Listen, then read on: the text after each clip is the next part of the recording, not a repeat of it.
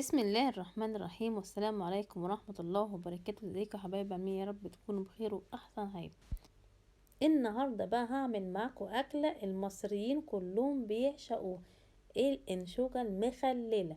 هنملح النهارده الانشوجه بتاعتنا وتدوقي احلى طعم، اقسم بالله ما تعملي غير بعد كده. الطريقه بتاعتنا دي هتعجبك جدا جدا جدا، وممكن كمان ربنا يفرجها عليكي من اوسع ابوابه وتفتحي منها مشروع كمان.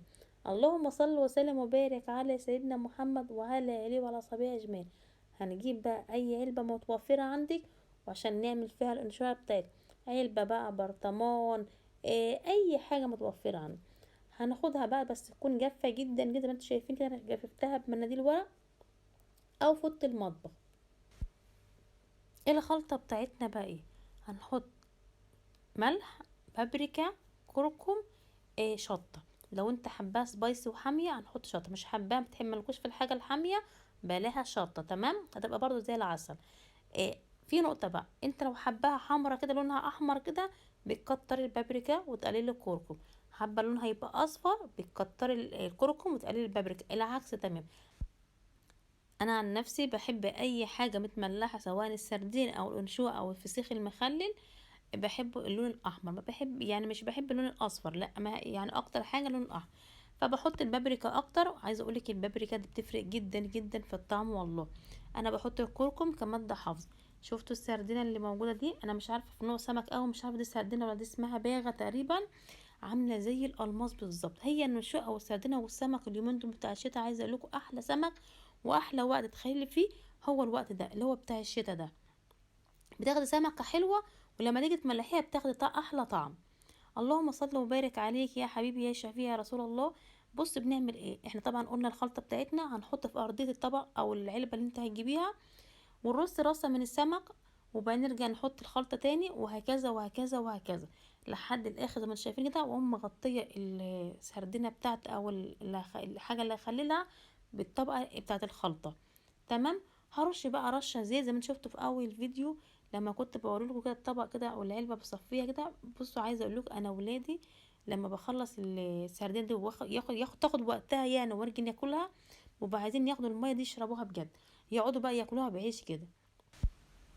وبعد ما خلصنا كده نحط بقى شوية من الزيت. طبعا لما الزيت اللي كان متوفى كنا بنحط بربع ازازة، دلوقتي بقى ماسكين المعلقة وبنحاول ايه نبقى حرصة كده على الزيت واحنا بنحط.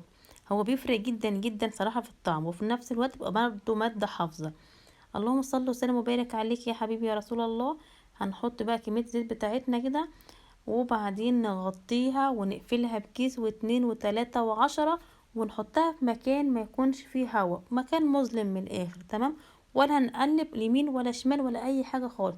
احنا دلوقتي الجو اليومين دول لا حر ولا ساقعة. الجو يعني تقريبا درجة حرارة من 30 ل25. في الفترة اللي فاتت كنا بنسيبها من 7 ل8 ايام، دلوقتي هنسيبها 5 ايام بالظبط. اليوم السادس هتفتحي تاكليها، تمام. في الصيف هي 48 ساعة بالظبط، يعني خلاص لما يكون الجو دخلنا في شهر 6 و7 و8، لا 48 ساعة بالظبط وافتحي، تمام. يبقى في الشتاء هتقعد 7 8 ايام، الجو اليومين دول الخريف ده 5 ايام بالظبط تفتحي في اليوم السادس. في الصيف هتفتحي بعد 48 ساعة. عايزه اقولك احلى طعم، بصي بعد ما اتعملت عامله ازاي، تحفه تحفه تحفه بجد. انا عايزاكم تجربوها، ما تعملوش لايكات غير لما تجربوها وتاكلوها، وبرجعوا اعملوا لايك. بس انا كده هيبقى ليا عندكم لايك على فكره، امانه يعني. اللهم صل وسلم وبارك على سيدنا محمد. الفيديو بتاعنا خلص، ويا رب اكون ضيفة خفيفة عليكم، والفيديو بتاعنا يكون جميل ان شاء الله، وتكونوا استفدتوا منه. وان شاء الله باذن الله تعملوها وتجربوها وتعجبكم وتدوسوا لايك وتفرحوني بتعليقاتكم الجميلة. عايزة اللي يجربها يكتب لي في التعليقات. اشوفكم على خير، وكل سنة وانتم طيبين بمناسبة حول شهر رمضان الفضيل، ويجعله يا رب رمضان خير علينا وعلى أمة المسلمين كلها.